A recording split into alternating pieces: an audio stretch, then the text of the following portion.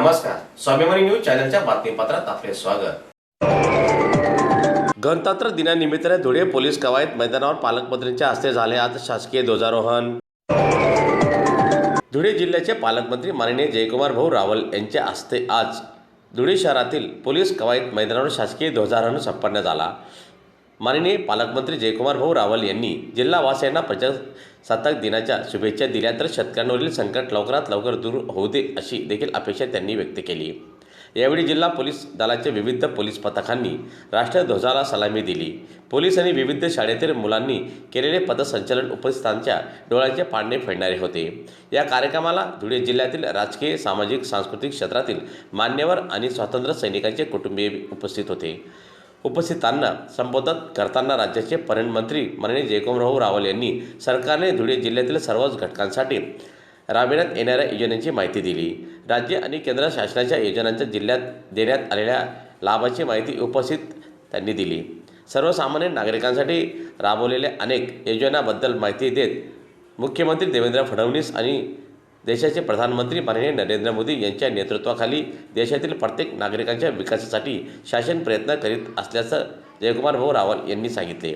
शासनाची प्रत्येक योजना प्रभावीपणे शेतकऱ्यांपर्यंत पोहोचवण्यासाठी कटिबद्ध राहणार असून शेतकऱ्यांवरील संकट दूर करण्यासाठी सरकार प्रयत्नशील राहणार असा विश्वास जयकुमार भाऊ रावल यांनी आज व्यक्त केला।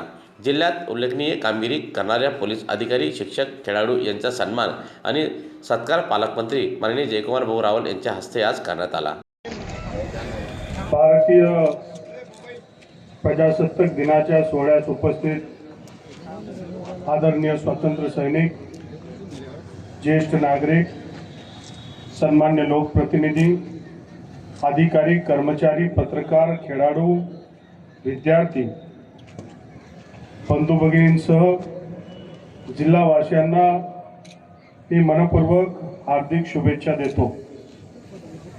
आज आपल्या जिल्ह्यासाठी अतिशय आनंदाचा क्षण आहे की आपल्या जिल्ह्यातील साक्री तालुक्यातील बारीपाडा येथील वनसंवर्धक आपल्या सगळ्यांचे सुपरिचित चैतरामजी पवार यांना जल, जंगल, जमीन या क्षेत्रातील कामगिरीची नोंद घेऊन केंद्र सरकारने त्यांना पर्यावरण व वनसंवर्धन या क्षेत्रासाठी पद्मश्री पुरस्कार जाहीर केलेला आहे। त्याबद्दल मी केंद्र सरकार आणि पद्मश्री चैतरामजी पवार यांचं राज्य शासनाच्या वतीने तसेच संपूर्ण जिल्हावासियांच्या वतीने मनापासून अभिनंदन करतो। भारत हे प्रजासत्ताक राष्ट्र असून जगातील सर्वात मोठे लोकशाही राष्ट्र म्हणून आपल्या देशाची लौकिक आहे।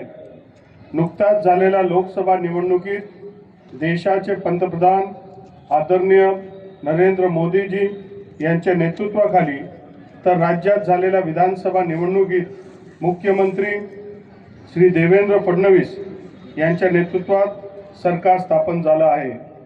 जिल्ह्यात लोकसभा व विधानसभा निवडणूक निष्पक्षपातीपणे पार पाडल्याबद्दल मी जिल्हा प्रशासनाचं अभिनंदन करतो।